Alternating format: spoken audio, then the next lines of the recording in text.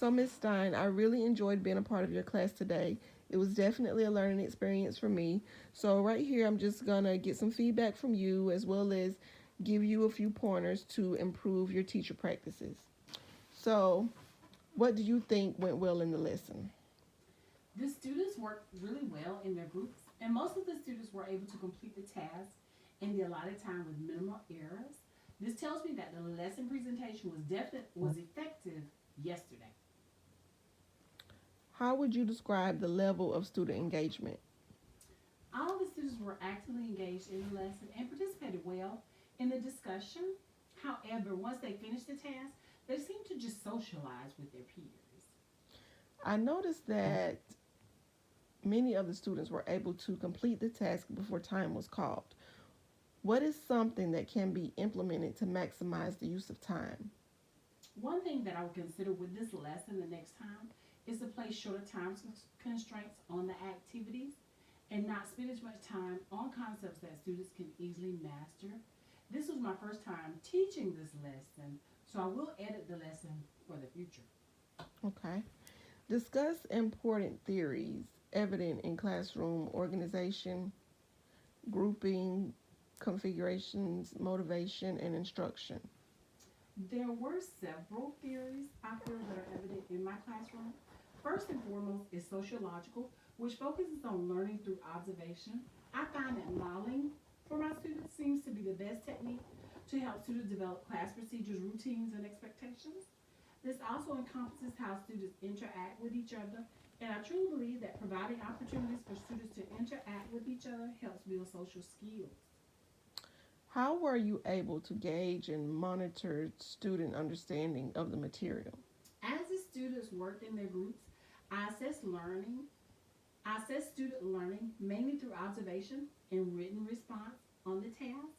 As I moved about the room, I asked students specific questions about the content in the process of adding and subtracting complex numbers to determine their understanding of the concept. Do you use technology daily in the classroom? Technology is a common instructional tool in my classroom, and each student have access to their assigned Chromebook. I would find it almost impossible to teach without technology. Students are also assigned homework through Google Classroom, so yes, it is something we use daily. Okay. The lesson went really well from what I could see.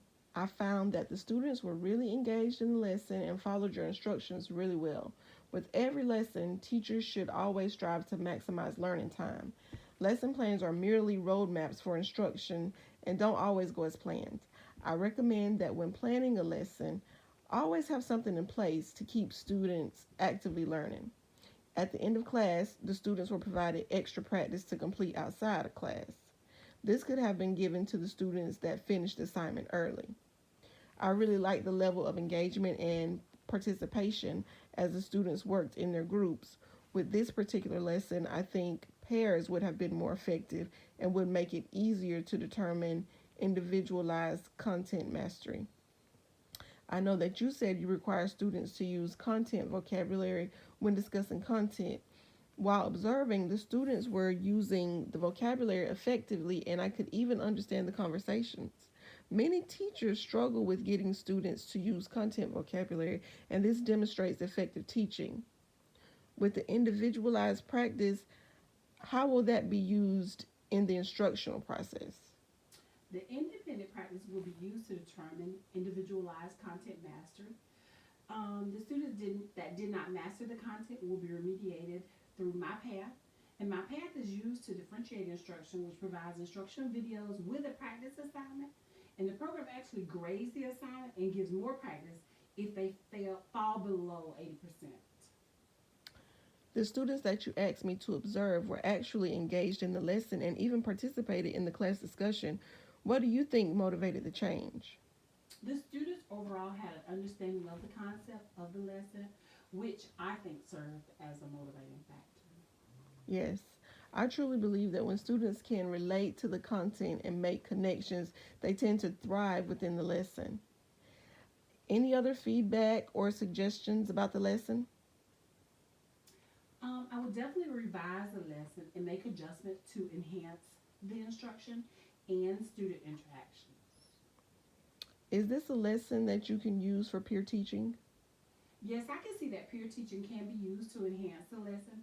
I would have to assess student learning in the previous lesson to identify the students that could effectively deliver or teach the other students. I look forward to visiting your classroom again in the future, and I hope you were able to get something from this coaching session that will help improve your teaching practices.